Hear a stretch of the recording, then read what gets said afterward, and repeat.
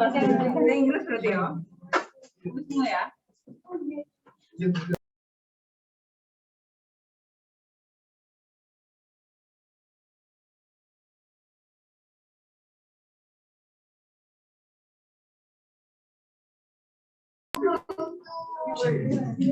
Anjas? Mana Anjas? Sudah masuk Anjas? Cabut aja nanti.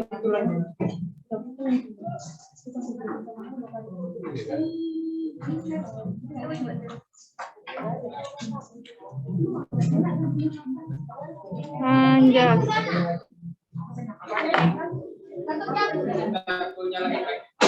Anjas belum masuk ya? Belum masuk room ya?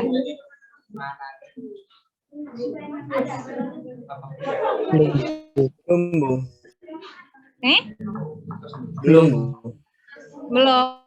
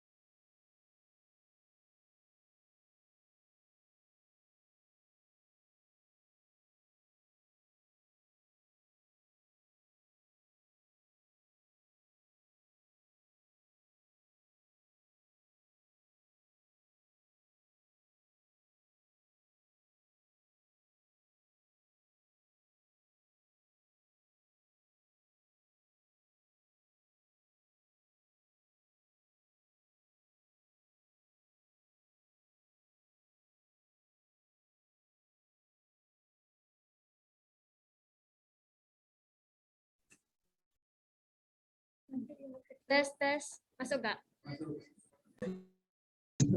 Teman-teman yang online nanti kalau nggak kedengeran bisa chat ya. Oke, siap.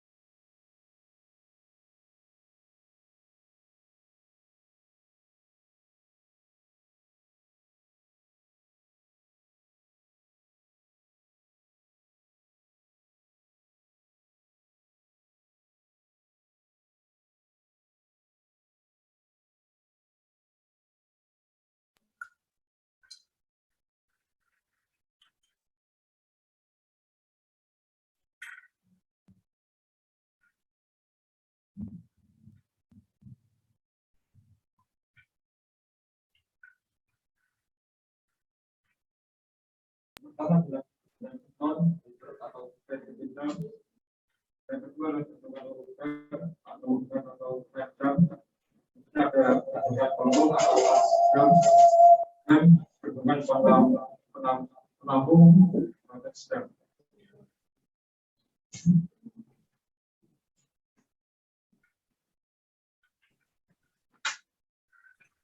Ini adalah hadis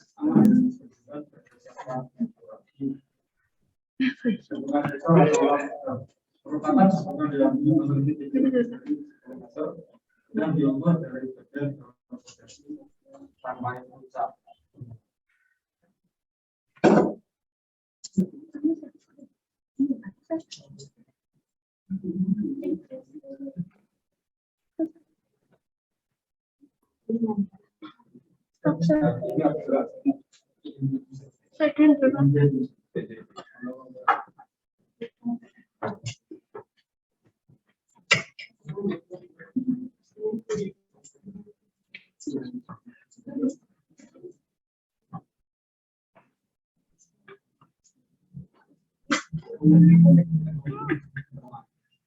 Kok nggak kena?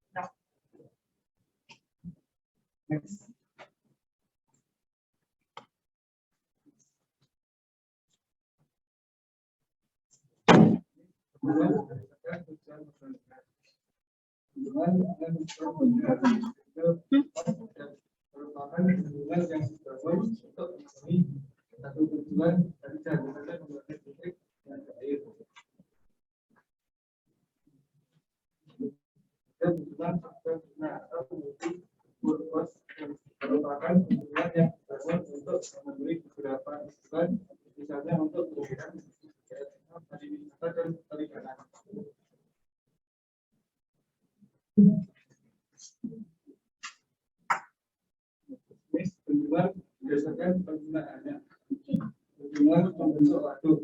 Suaranya yang merasa. Dan merupakan Apa dekat sini aja? Kurang dekat.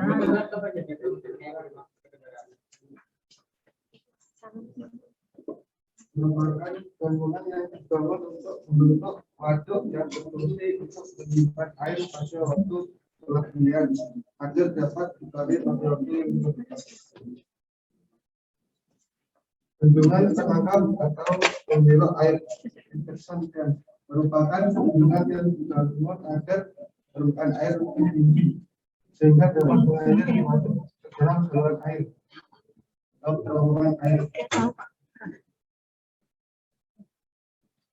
Ada bendungan untuk memperlambat air atau extension dam merupakan bendungan yang dibangun untuk memperlambat air sehingga dapat mencegah terjadinya banjir.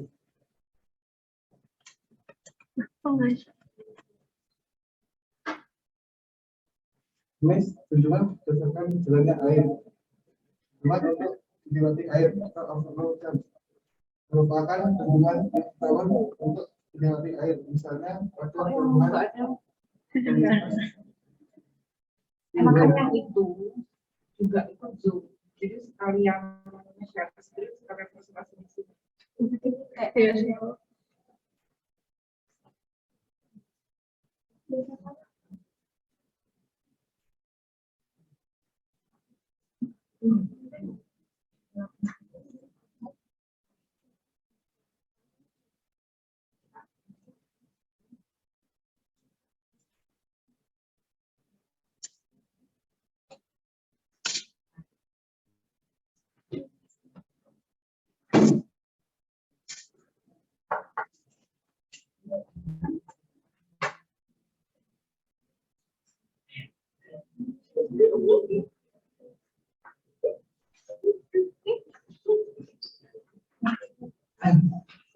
bendungan untuk menahan air atau overflow dam merupakan kunjungan yang sama sekali tidak boleh dilalui air.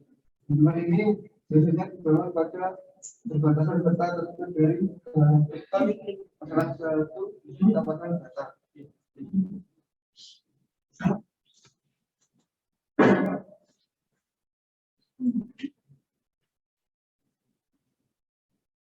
Konstruksi.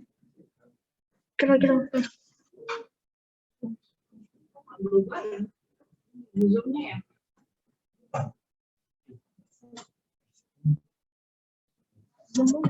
Yang share aja dulu, share.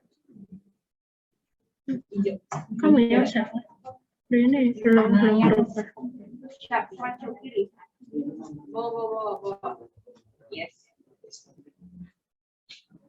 Yang share with sound, nanti ada suaranya nggak? Video? Ada. Ada. Share with sound. Yes.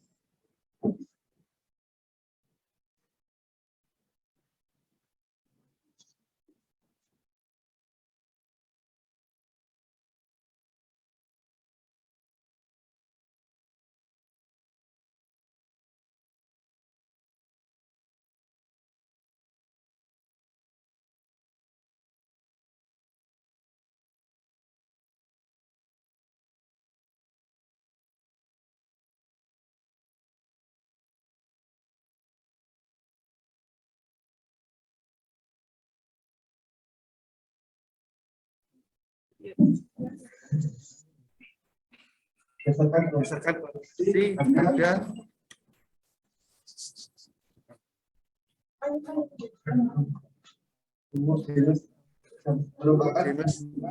merupakan bendungan yang lebih dari setengah volumenya terdiri dari bangunan yang sejenis. Kedua, merupakan bendungan yang terdiri dari beberapa lapisan layer lapisan batu, lapisan batu teratur yaitu lapisan kedapan air atau water tank,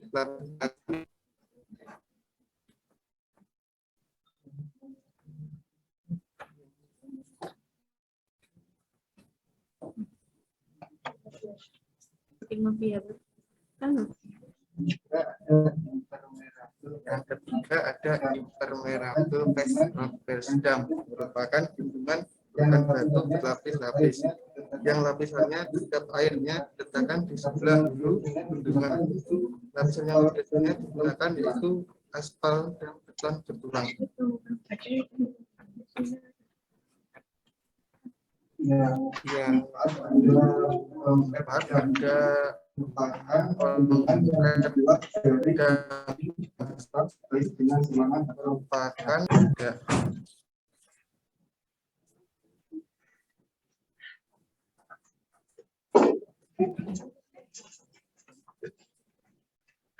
berikutnya adalah manfaat bendungan.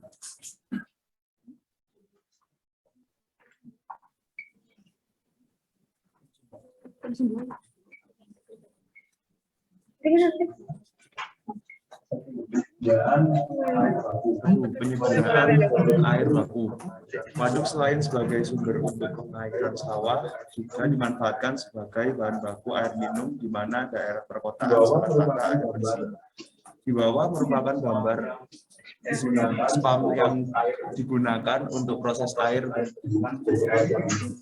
memproses air bendungan menjadi air siap minum.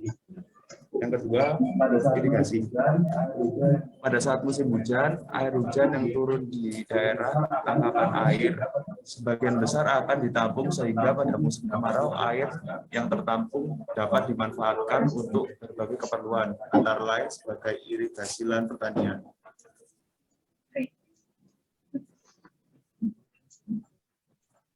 Tiga, sebagai PLTA. Pembangkit listrik tenaga air atau PLTA adalah suatu sistem pembangkit listrik yang biasanya terintegrasi dalam bendungan dengan memanfaatkan energi mekanis aliran air untuk memutar turbin listrik melalui generator, mengubah menjadi energi listrik melalui motor. akan gambar PLTA. Apabila kapasitas Dari air, dari banjir. Kalau dibangunnya bendungan-bendungan di bagian hulu sungai, maka kemungkinan dapatnya banjir pada musim hujan dapat dikurangi dan pada musim kemarau air yang tertampung tersebut dapat dimanfaatkan untuk berbagai keperluan. 5 Perikanan. itu menjadi mata Pencarian para penduduk yang tanahnya digunakan untuk pembuatan waduk dari mata pencahariannya sebelum beralih ke dunia perikanan dengan memanfaatkan waduk untuk peternakan ikan di dalam jaring-jaring apung atau karamba. Di bawah merupakan contoh karamba apung yang biasanya terdapat di danau. Pariwisata dan olahraga air.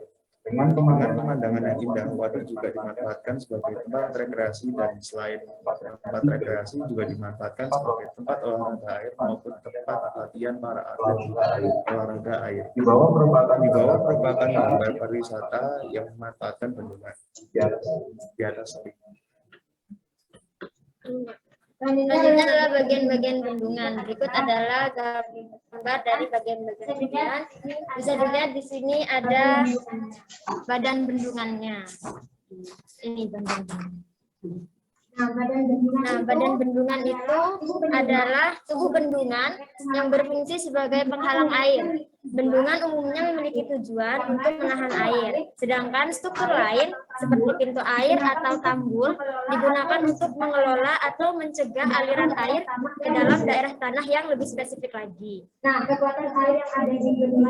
kekuatan air yang ada di bendungan ini bisa memberikan listrik yang disimpan dalam pompa air dan dimanfaatkan untuk menyediakan listrik bagi jutaan konsumen.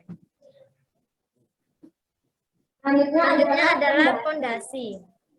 Bagian dari bendungan yang berfungsi untuk menjaga kokohnya bendungan. Dalam struktur bendungan, fondasi harus memenuhi beberapa syarat. Yang pertama, mempunyai daya dukung yang mampu menahan bahan dari tubuh bendungan dalam berbagai kondisi. Yang kedua, mempunyai kemampuan penghambat aliran filtrasi yang memadai, sehingga sesuai dengan fungsinya sebagai penahan air. Yang ketiga adalah mempunyai ketahanan terhadap gejala sufosi atau pipin dan sembulan atau bowling yang disebabkan oleh aliran filtrasi melalui lapisan-lapisan fondasi. Jenis-jenis berikut adalah jenis-jenis fondasi. Yang pertama adalah fondasi batuan, fondasi pasir atau kerikil, yang ketiga adalah fondasi tanah. Untuk fondasi batuan sendiri merupakan fondasi bendungan yang berupa batuan kompak dan masif. Sedangkan untuk fondasi kerikil terdiri dari lapisan pasir dan kerikil. Biasanya memiliki kemampuan daya dukung yang cukup memadai untuk bendungan urutan rendah seperti 40-50 meter. Namun umumnya memiliki permeabilitas yang tinggi. Selanjutnya adalah fondasi tanah. Fondasi ini dikenal sebagai soft foundation, yaitu fondasi yang lapisannya terdiri dari lapisan lanau dan lempung yang cukup kedap air. Fondasi tanah umumnya mempunyai kekedapan air yang paling positif dibandingkan dengan tipe fondasi lainnya. Pada fondasi tanah ini lebih baik dilakukan pemadatan terlebih dahulu pada lokasi yang akan dibangun bendungannya. Untuk selanjutnya, pintu air. Pintu air itu digunakan untuk mengatur, membuka, atau menutup aliran air supaya dia itu terbuka maupun tertutup teratur gitu. Nanti daun pintu, di situ ada daun pintu. Dan pintu itu merupakan bagian dari pintu air yang menahan tekanan air dan dapat digunakan untuk membuka, mengatur, dan menutup aliran. Kemudian ada rangka pengatur arah gerakan atau grid frame.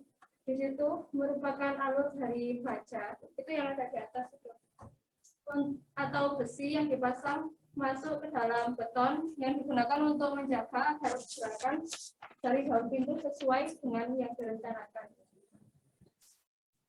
Kemudian angka merupakan baja atau besi yang ditanam di dalam beton dan digunakan untuk menahan rangka pengatur arah gerakan agar dapat memindahkan muatan dari pintu air ke dalam konstruksi beton. Kemudian hoist itu alat untuk menggerakkan pintu air agar dapat dibuka dan ditutup dengan mudah. Kemudian bangunan pelimpah. Bangunan pelimpah adalah bangunan hidrolik yang dibangun untuk menyalurkan aliran banjir atau aliran supaya air itu tidak melebihi tubuh bendungan. Itu bisa lewat samping, depan, ataupun di bendungan itu yang seperti dorong. Kemudian bangunan pelimpah itu ada yang terkontrol maupun yang tidak terkontrol. Jenis bangunan pelimpah berdasarkan bentuknya itu ada yang pertama abang jatuh bebas. Itu mercu pelimpah diperpanjang dan menjarah ke depan untuk mengarahkan aliran jauh dari permukaan bendungan. Bagian bawah terdapat ventilasi untuk mencegah terjadinya pusaran air. Aliran biasanya tak langsung ke dasar hilir. Kemudian yang organ ini atau overflow spillway ini dibuat menyesuaikan dengan profilnya pada bagian bawah dari semburan air. Dilengkapi dengan fasilitas ventilasi atau aerasi yang jatuh bebas dari amonia tajam. Bagian bawah permukaan spillway bersinggungan dengan kurva atas dan menopang lembaran air yang jatuh untuk menghindari tekanan sewaktu mengalirkan air pada tepi rencananya. Kemudian pelimpah luncur. Pelimpah luncur adalah saluran yang pembuangannya dialirkan dari waduk ke bagian hilir permukaan sungai melalui saluran terbuka. Saluran pelimpah ini biasanya terdiri dari saluran masuk, kontrol, pembuangan, terminal, dan saluran keluar. Yang terakhir pelimpah samping. Pelimpah samping ini hampir mirip dengan pelimpah luncur. Perbedaannya cuma letaknya itu di samping bendungan. Kemudian pelimpah corong. Pelimpah corong adalah salah satu tempat aliran air masuk melalui lubang yang kemudian mengalir melalui saluran atau terowongan horizontal atau hampir horizontal hingga mencapai bagian hilir. Kemudian sifon. Sifon ini seperti saluran berbentuk tabungan U dengan kaki atau tidak sama sekali di ujung saluran, maksudnya pada tingkat penyimpanan waktu normal. Ya, seperti pipa.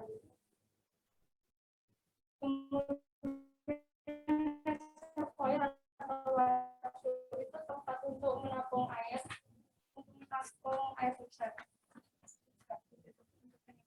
Kemudian kanal ini untuk menampung limpasan air ketika curah hujan tinggi. Kemudian drainase galeri digunakan sebagai alat pembangkit listrik pada bendungan. Kemudian steering basin memiliki fungsi yang sama dengan energi dissipator.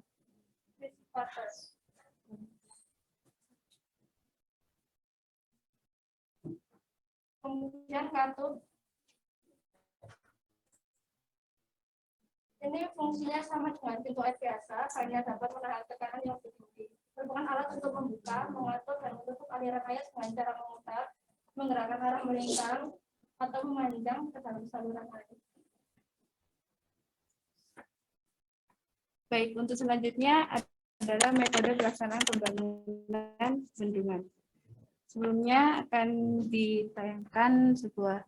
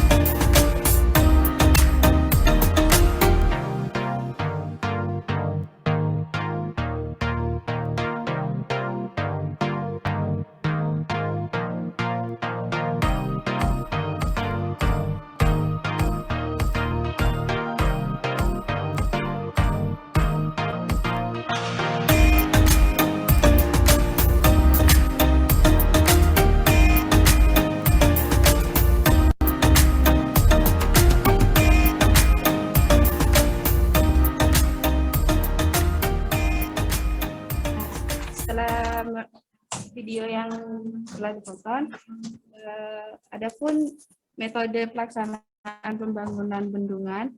Yang pertama itu pembuatan akses road, di mana digunakan untuk sebagai akses jalannya alat berat saat pelaksanaan. Yang kedua itu ada pembangunan saluran pengelak. Saluran pengelak ini untuk mengalihkan aliran sungai yang melalui tubuh bendungan, biasanya itu yang digunakan jenisnya itu terowongan. Nah, dan juga pembangunan saluran pelipah yang dilakukan secara paralel bersama dengan saluran pengelak. Yang ketiga itu ada proses konstruksi tunnel, di mana yang digunakan sebagai saluran pengelak. Yang keempat ada pembangunan intake, juga dilakukan bersama saat pembangunan saluran pengelak. Yang kelima ada pelapisan sulfat pada dinding penahan tanah. Di sini digunakan teknik sulfat itu untuk mencegah terjadinya erosi. Yang keenam ada pembangunan cover dam. Yang ketujuh ada mengeringkan area bangunan utama atau main dam. Yang kedelapan ada pembangunan main dam. Nah, di pembangunan main dam ini terdiri dari pekerjaan galian tanah, proses grouting, pekerjaan timbunan, dan pelapisan area hulu dengan plat buka beton. Yang kesembilan ada pembangunan fasilitas penunjang, antara lain powerhouse, rumah kontrol, water treatment plant, serta fasilitas perkantoran di sekitar bendungan. Adapun kendala proyek dalam pembangunan bendungan, yaitu tanah di lokasi bendungan bergerak atau sering longsor. Masalah ini bisa terjadi karena faktor alam, sehingga dalam pembangunan sebuah bendungan harus memperhatikan kondisi suatu tanah. Nah, solusi yang bisa kami berikan yaitu masalah ini dapat teratasi dengan cara mengetes sampel tanah di sekitar proyek sebelum memulai pengerjaan, sehingga proyek dapat berjalan dengan lancar.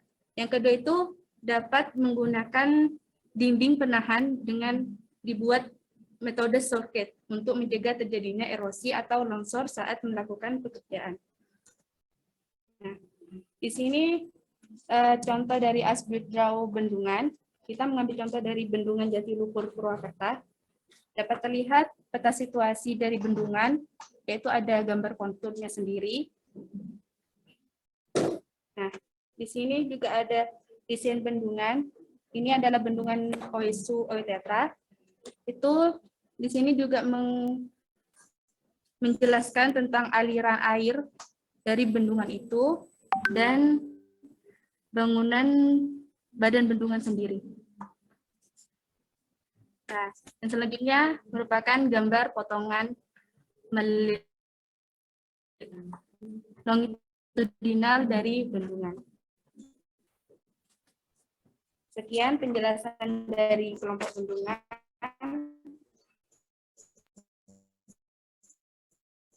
Apakah ada yang ditanyakan? Yang online ada yang mau tanya? Dua orang. Oh, sebentar, tunggu. 1, 2, 3, 4. Nggak apa-apa semuanya aja. Nanti saya bantu. Oke, yang banyak semuanya boleh.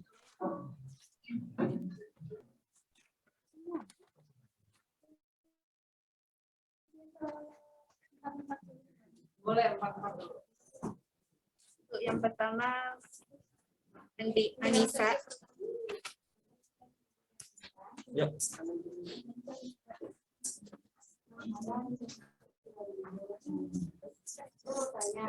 Apa faktor yang mempengaruhi penentuan lokasi dinding? Isi Kak, gimana Kak? Itu ada kurang jelas. Apa faktor yang mempengaruhi penentuan lokasi dinding?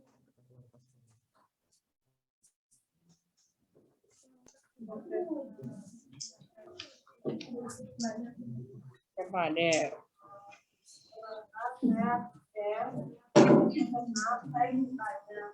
Kan di tubuh bendungan itu nanti kan mengalami tekanan dari efek loading air atau pergerakan air yang berasal dari danau bendungannya sendiri. Nah, apa metode atau perawatan untuk pemantauan tubuh bendungan yang mengalami evaporasi? Kan tadi kan pada saat metode pelaksanaan membuat sebelumnya. Nah, kalau misalnya sudah itu, maka hubungannya terjadi.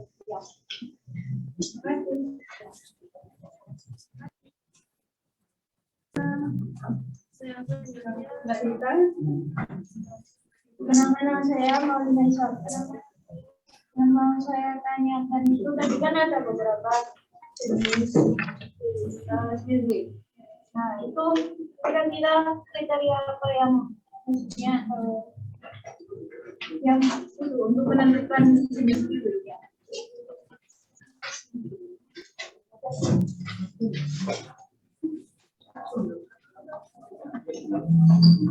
Yang keempat,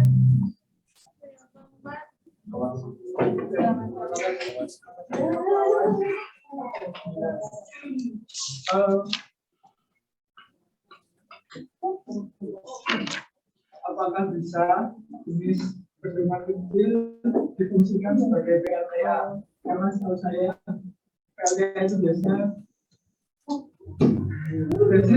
jenis bendungannya itu yang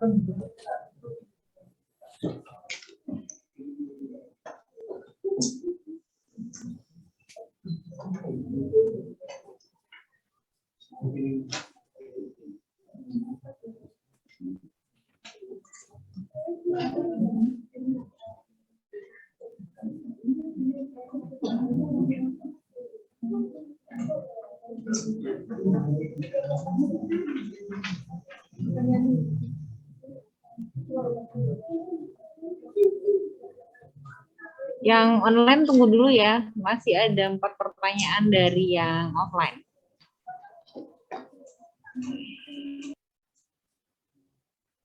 Jadi pertanyaannya yang offline tadi itu dari Anissa, faktor penentuan lokasi bendungan itu seperti apa, faktor utamanya. Yang kedua dari Dev, metode pemantauan untuk tubuh bendungannya itu bagaimana. Dan dari Maulina, jenis-jenis spillway dan kriteria penentuan untuk jenis spillway. Yang keempat dari Fawas, jenis bendungan jenis bendungan kecil itu apa bisa untuk PLTA.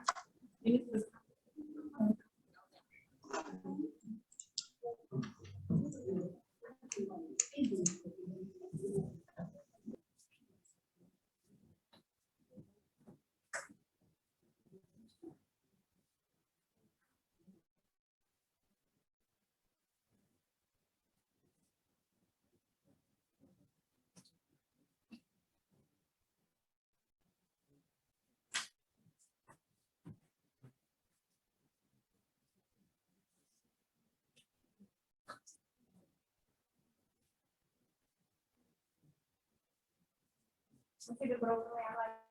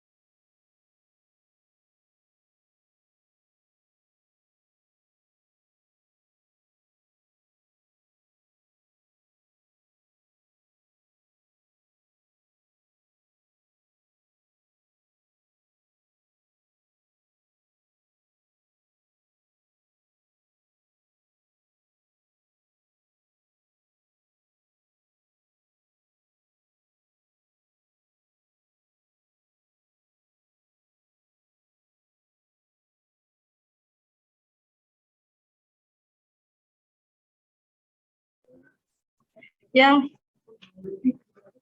nah terus kamu. Iya, terus kamu jawab. Dari beberapa sumber yang saya temukan, kalau di dalam itu lebih ke ilmu tentang air, cara distribusi air, kualitas air, kayak gitu. Karena kalau di biologika itu kita sifat-sifat mekanik, fluida, dan mekanik.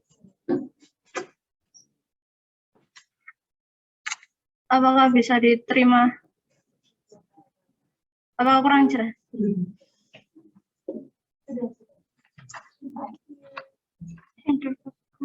Baik, untuk selanjutnya menjawab dari pertanyaan Anda tentang tubuh bendungan apabila terkena efek air itu bagaimana metode atau perawatan yang dapat dilakukan.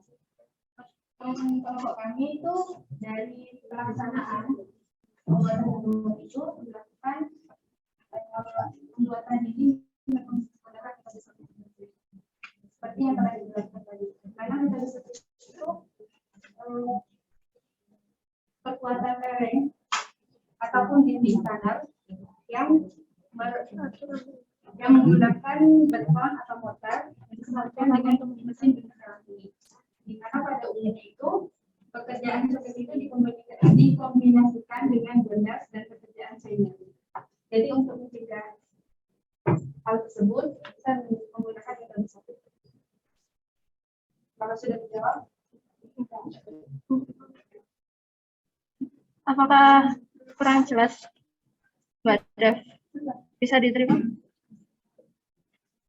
Untuk yang ketiga, pertanyaan dari Mbak Dita, kriteria apa yang untuk menentukan jenis spillway-nya kan ya?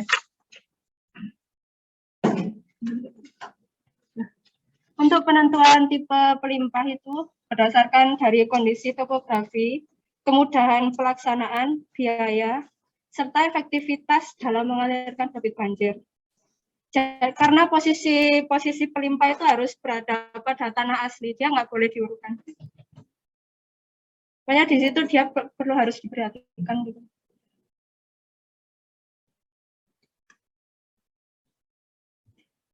Ya, jadi kayak strukturnya itu harus stabil, dia harus berdiri itu di tanah asli. Gitu.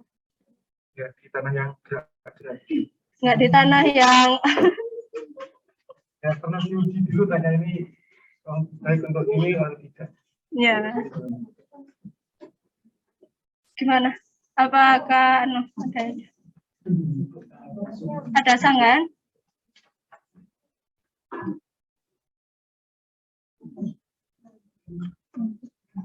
Ya,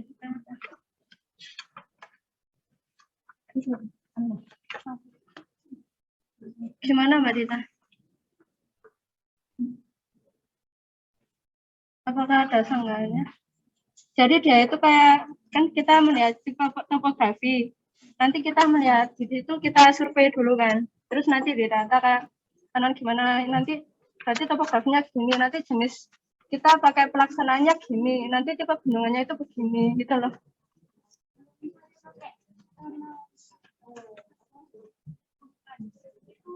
Itu terlalu resiko, soalnya kan kalau bendungan nanti spillway kan itu juga bukan, kalau tubuh bendungan kan langsung, nanti semisal kalau dia spillway samping kan dia itu dia pokoknya dia bisa seperti tubuh bendungan sama spillway kan dia itu kayak harus kokoh banget kan, nahan air di situ, memblok aliran air. Pokoknya di situ dia itu harus berdiri itu di tanah asli, fondasinya juga harus kuat banget itu. Kalau bisa diterima?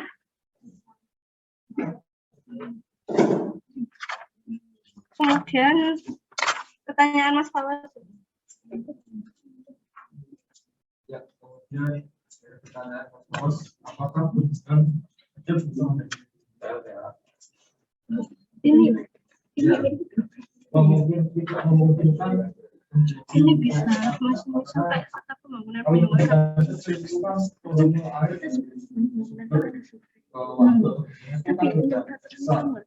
Tapi ini yang baca katanya ini.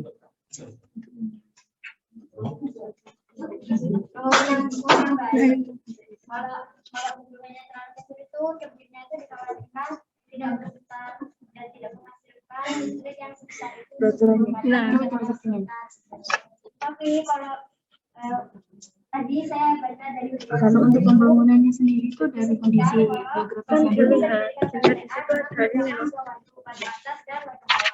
nyakupnya. Kan sebelum ujian itu harus ada peta topografi, geologi, tanah, dan sama ya. Dan ini loh, kan pertama pemilihan lokasi, pemilihan asli kan ada pembatas tadi. Oke, yang mau nambah lagi? Beda. Beda. Oke, yang online yang mau tanya silakan. Saya Bu.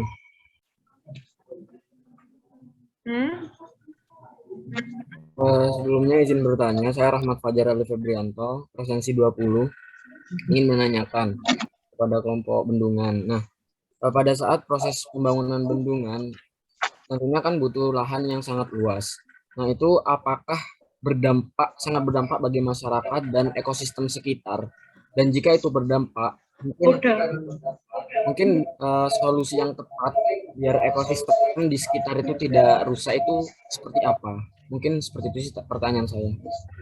Terima kasih. Terima kasih. Oke, cuman Rahmat aja.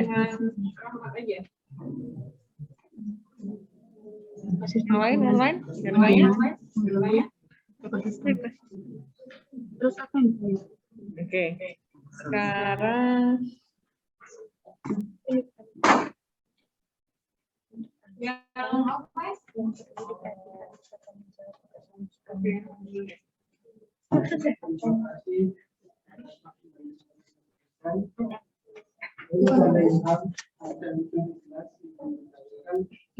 Tadi kelompok bendungan sudah menunjukkan manfaat dari pembangunan bendungan.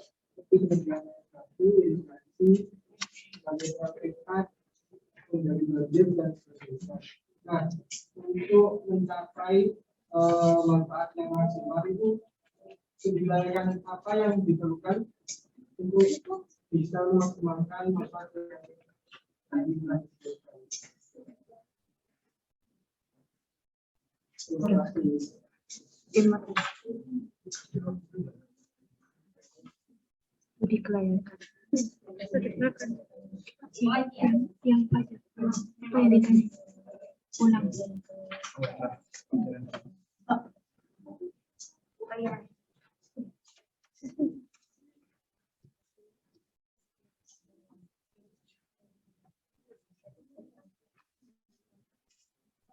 Azalia absen 5 dari presentasi tadi untuk bangunan bendungan ini pastinya ada peraturan-peraturan yang mengatur dalam pembangunannya, entah itu permen, UU ataupun yang lainnya. Dan pertanyaan saya, peraturan apa saja yang Anda ketahui untuk mengatur berdirinya suatu bangunan bendungan dan apa saja yang perlu diperhatikan untuk pembangunannya?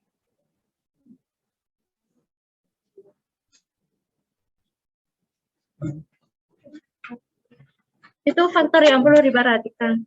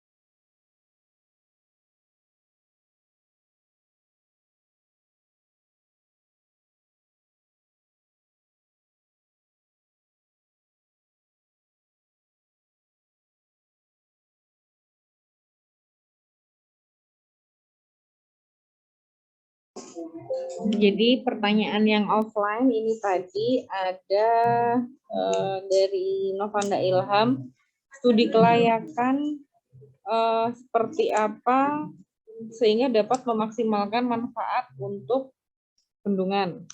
Yang selanjutnya dari Celia, peraturan-peraturan bendungan apa saja? Karena kan ada permen, terus ada peraturan-peraturan lain.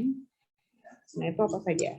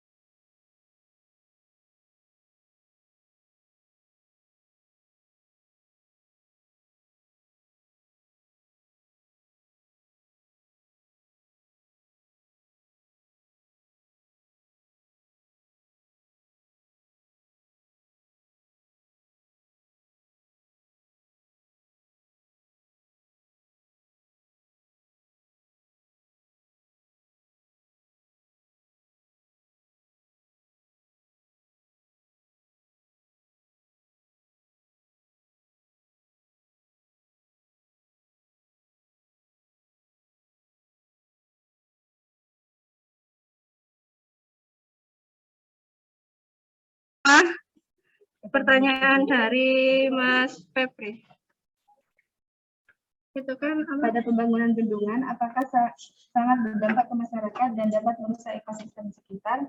Jika iya, berikan solusi yang tepat untuk mengatasi hal tersebut. Sebelum pembangunan kan kita dia studi kelayakan. Kemudian di situ kita itu kayak meminimalisir untuk mengurangi kayak perusahaan sistem. Jadi kalau merusak ekosistem itu nggak terlalu ya. Soalnya di situ kan juga pembangunan bendungan kan juga banyak manfaatnya. Nanti akhirnya itu juga manfaatnya itu kembali ke masyarakat. Kemudian buat dia kan Masnya kan tanyanya mengganggu ekosistemnya kan. Di situ kita juga ada survei lingkungan, survei buat ke masyarakatnya juga, dampak ke lingkungan sekitar itu juga kita survei, nggak cuma survei di tempat yang kita akan bangun bendungan itu.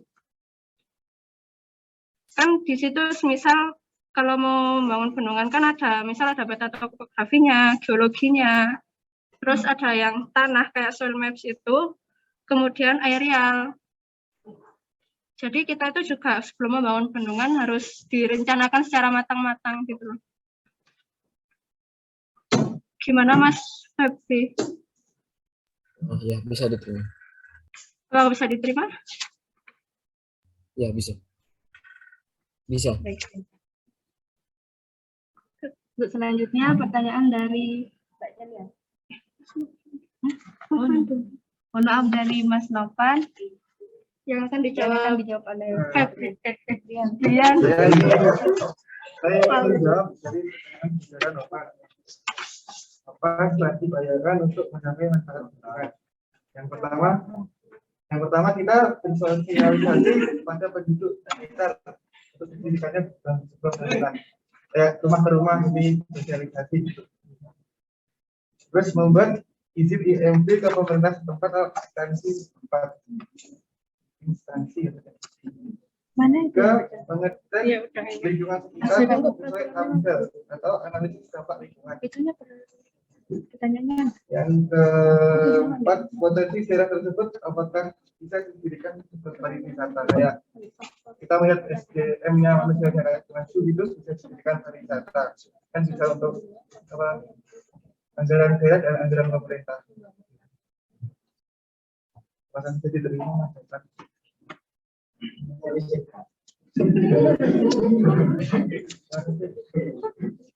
Kemudian dari Mbak Celia kan dijawab oleh Mas Raffi. Ya, tadi Mbak Celia tanya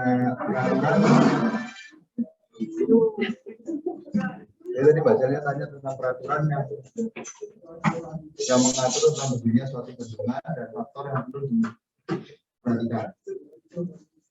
Jadinya yang pertama peraturannya mengatur tentang berdirinya bendungan adalah peraturan pemerintah nomor 37 tahun 2010 tentang bendungan yang isinya tentang mencegah risiko saat pembangunan bendungan. Jadi risikonya kayak risiko kecelakaan kerja dan lain-lain. Terus selain peraturan pemerintah nomor 37, itu juga terdapat di SRI 8062 tahun 2015 tentang cara desain tubuh bendungan. Terus untuk pertanyaan kedua, faktor yang perlu diperhatikan. Faktor yang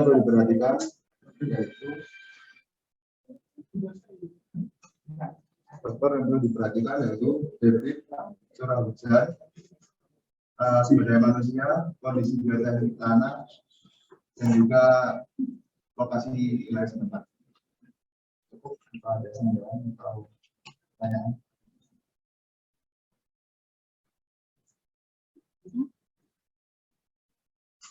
Gimana bisa diterima Mbak Celia?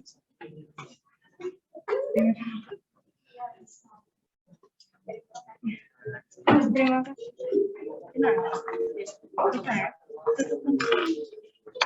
Sekian dari presentasi Terima kasih atas pertanyaannya.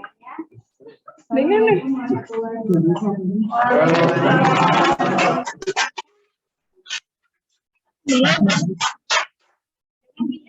jangan dicabut maksud saya.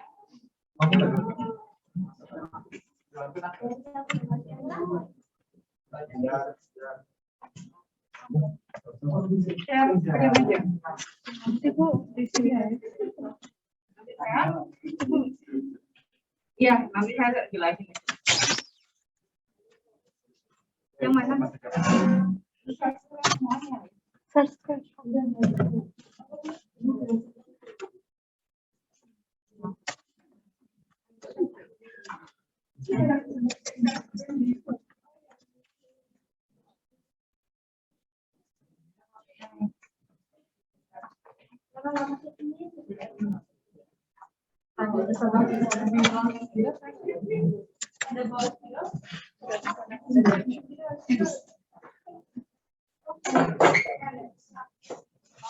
Delete aja.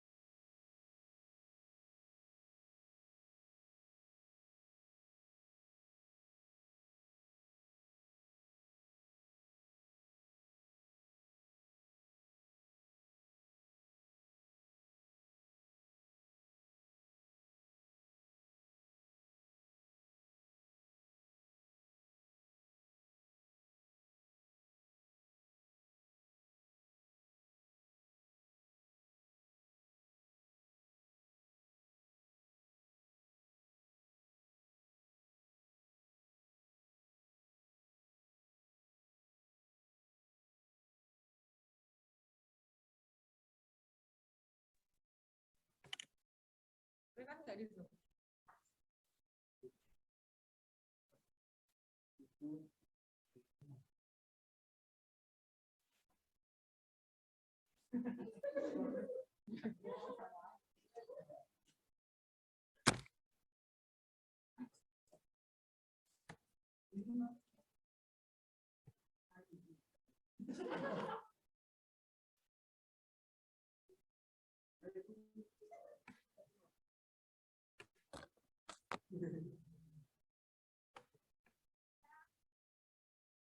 Apanya?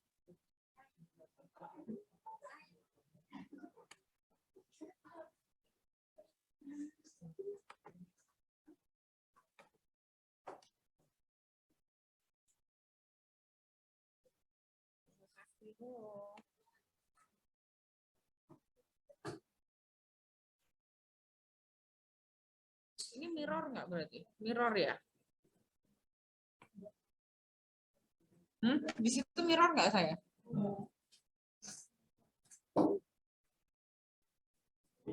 Ah.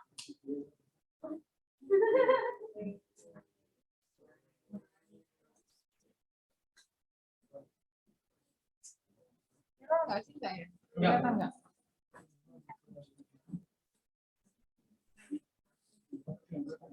Sama aja. Sama aja.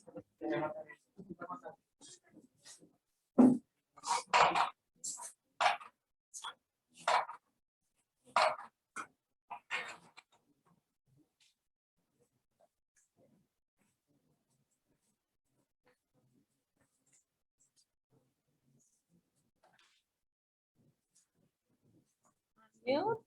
Oke. Jadi tadi pertanyaan dengar ya yang online? Dengar, Bu. Benar, Bu. Jadi pertanyaan pertama ada faktor penentuan lokasi bendungan.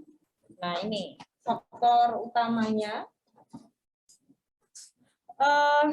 Kalau untuk menentukan lokasi bendungan, yang paling pertama yang harus kita tentukan adalah di kanan dan kirinya harus ada tebing yang kuat.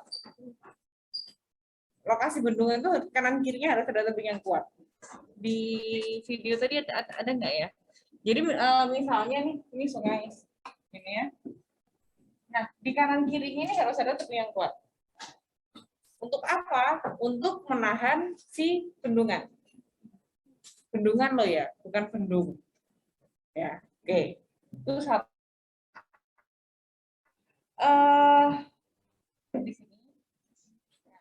Di sininya itu dia nempel tebing. Harus ada tebing yang kuat. Dan biasanya bendungan itu lokasinya sungainya kecil, kanan kirinya tinggi kayak jurang. Tuh. Jadi bendungan posisinya. Terus yang pertama itu. Yang kedua, dia ditempatkan di posisi sungai yang lurus. Sungai itu kalau kita lihat dari atas, dia belok-belok. Meandering river.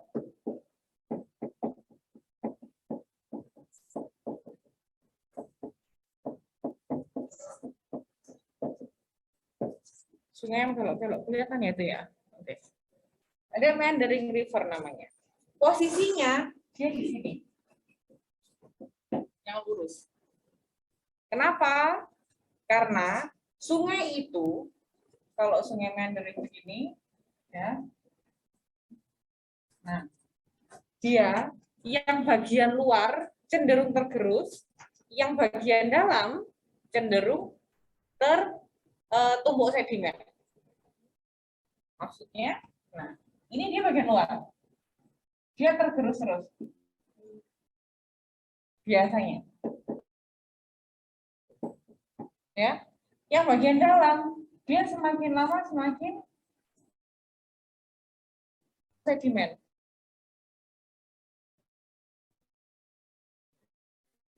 Nah, logika nih, secara logika orang yang nggak tahu air pun secara logika ada begini. Ini air jalan, dia nabrak dindingnya, ya, nabrak dindingnya. Nah, ini ada transportasi sedimen karena nabrak dinding yang tidak dikasih perkuatan atau tidak dikasih tanggul, dia transportasi sedimen. Jadi tanah-tanah ini dia pindah ke yang sebelah sini.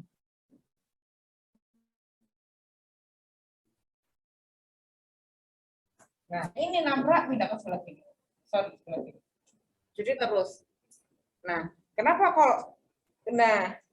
kalau kalian pernah tahu orang kalau ada banjir terus tiba-tiba belakang rumahnya orang atau sawahnya orang yang kena gitu ya, terus bilang dulu tuh sungainya nggak di sini, ya kan? Sungainya tuh di sana, kok sekarang jadi banjirnya di sini? Ya karena ini.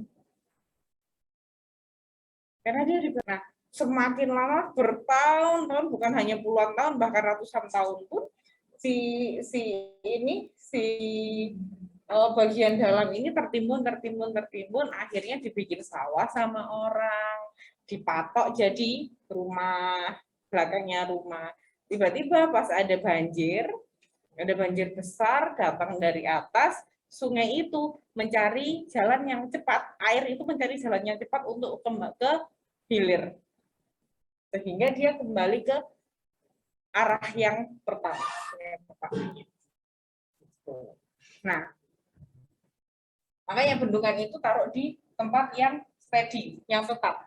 Jadi alirannya ya walaupun pasti ada transportasi sedimen di yang lurus, di bagian yang lurus pun tetap ada transportasi sedimen, tapi dia lebih kecil, lebih steady daripada yang dibelokkan. Ya.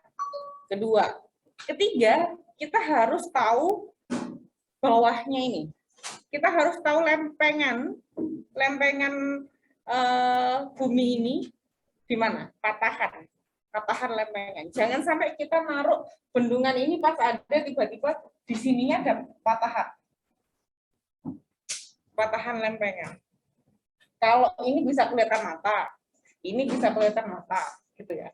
Kalau lempengan ya apa? Bisa kelihatan mata. Dari mana? Dari peta. Peta geologi. Jadi peta geologi itu memetakan patahan-patahan lempengan-lempengan bumi, sesar aktifnya posisi di mana dan sesar yang tidak aktif posisinya ada di mana, itu ada. Peta geologi. Kalian bisa download di Tanah Airku, ya, di web Tanah Airku itu semua peta kalian bisa download di sana, ya. Ada peta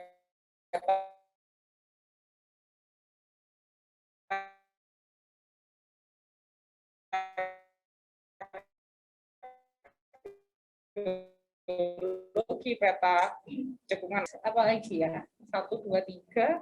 Yang lainnya kalau untuk hujannya, kalau untuk apa gampang ya, paling gitu. Ya, tuh. Terus tadi selanjutnya itu sekalian menjawab yang nah, tadi ada pertanyaan studi kelayakan untuk memanfaatkan seperti ini.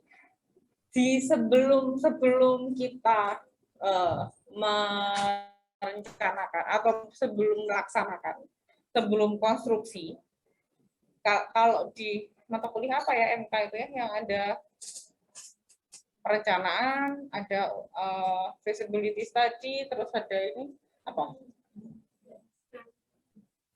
Ya itulah, kalian masih belajar kan, diajari toh. Nah, kalau saya kembali lagi ke mata kuliah itu, ya, kalau katanya pengajarnya, yang pertama itu dia harus ada feasibility study, betul? Nah, feasibility study ini keluarnya adalah dokumen UKL-UPL. Isinya adalah itu, di feasibility study, dokumen UKL-UPL. UKL-UPL-nya sudah diajari di RKL. Oke, saya nggak perlu review lagi. Yang kedua, ada apa? SID. Apa itu? Bukan sumber manusia. Apa SID? Hah? survei, investigasi, dan desain. SID, survei, investigasi, dan desain. Ya, ada SID. Jadi habis ada feasibility study, terus di SID kan. Ya, isinya SID ini apa? Isinya SID ini pertama. Jadi feasibility study itu kita sudah di feasibility study kita ada mereka sudah menentukan nih lokasi di titik A di sini akan di Bandung akan dibangun bendungan ya. Oke, di sini. Tapi ternyata dari SID di sini ini sebenarnya masih ada yang lebih bagus lagi. Nah, mereka memberi alternatif. Ada titik 1, ada titik 2, ada titik 1. Ya. Nah, di SID ini mereka ngomongnya isinya SID itu kalau di titik 1 itu tampungannya sekian juta kubik. Ya, sekian juta kubik berarti nanti akan ada bendungan sekian tingginya. Nanti akan dimanfaatkan untuk ini semua ada di SID. 1, 2, 3, 4 mereka akan berbicara seperti itu. Sehingga mereka menyimpulkan bahwa yang bagus seharusnya itu ada di yang ini misalnya. Itu SID. Ya. Mereka ngitung hidrologinya, ngitung hidrolikanya, ngitung tanahnya, ya kan? Mereka ngitung, mereka memetakan, dilihat di lapangan. Kalau di titik ini catchment area-nya seberapa? Kalau di titik ini catchment area-nya seberapa? Kalau di titik ini catchment area-nya seberapa? Mereka ngitung semua. Total genangannya ada berapa? Ya. Berapa lahan yang harus dibebaskan? Berapa rumah yang akan dibebaskan? Berapa sawah, berapa kebun, berapa keluarnya di SID. Biasanya SID-nya nggak cuma 1. Ada beberapa sampai 4 bisa. Kalau si bendungan. Kalau untuk studi bendungan ya, SID 1 tentang apa, SID 2 tentang apa, SID 3 tentang apa banyak. Gitu. Ya. Itu. Terus, nah, setelah SID mereka ada dokumen AMDAL. Ya. Ada AMDAL. Sudah ditentukan nih. Ini dari SID ngomong bahwa di nomor 3 yang boleh, yang bisa, yang bagus digunakan dari tempat alternatif nomor 3 yang bisa digunakan. Ya. Owner sudah menyetujui nih, PU menyetujui. Oh iya begini-begini, ya silahkan terus diamdal. Keluaran dokumen AMDAL. Dokumen AMDAL ini kembali ke sama seperti UKLU PL, cuman ada tambahan apa gitu kan? Kalau AMDAL bedanya di RKL sudah ada. Oke, AMDAL. Yang keempat baru konstruksi.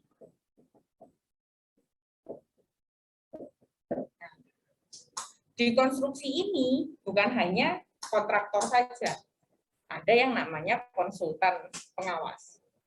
Ya, konsultan pengawas tugasnya bukan hanya mengawasi kontraktor kok, bukan hanya itu, tapi dia juga mereview di. Oh sorry, dari AMDAL, sorry, ini ada DED. Sorry, dari AMDAL ke DED. Apa DED? Detail engineering design. Ya, detail engineering design. Habis di DED baru di konstruksi. Nah, setelah dikonstruksi, pas dikonstruksi ada pengawas nih, ada konsultan pengawas. Konsultan pengawas ini dia kan kok kalau di kontraktor kan pasti ada mob ya. Mobilisasi dan demobilisasi, dia nyari sedikit lain-lain, yang bikin jalan akses jalannya ke sana seperti apa gitu. Nah, selagi nunggu si kontraktor seperti itu, si pengawas